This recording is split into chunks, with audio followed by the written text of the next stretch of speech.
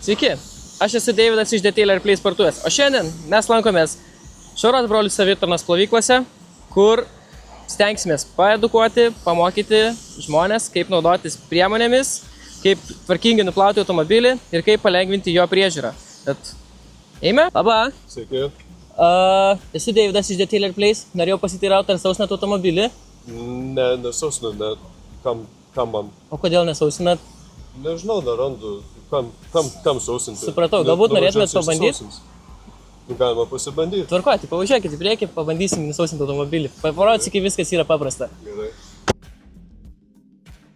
Šiandien parodysiu dvi priemonės. Tai sausinimo šluostė, su kuria labai lengva sausinti kėbulą, ir vašką. Jisai apsaugo automobilio kėbulą, duoda jam blizgesio, tai ypač aktualu yra atšiauresniais orais, kas yra artėja greitų metu.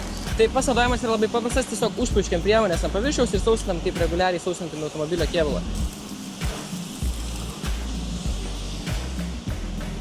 Galbūt nori pasibandyti pats. Galima pasibandyti. Na ir kaip pats procesas? Labai lengvas, labai gražiai atrodo jau net iš karto. Atrodo, kad kėbulas dar net labiau iš karto blizgia. Nu, Ar esat girdėjęs apie mūsų parduotuvę pačią? porą kartų girdėjęs tikrai. Supratau, kur teko girdėti? Iš draugų, pažįstamų, šiaip kokios reklamos. Buvot apsilankęs? Ne. Supratau. Aš tikiuosi, kad apsilankysit dar kartą, o šitas priemonės aš jums dovanoju, Dėkui kad labai. naudotumėt ir sausintumėt automobilį ir jisai būtų dar švaresnis ir tvarkingesnis. Dėkui Ačiū labai.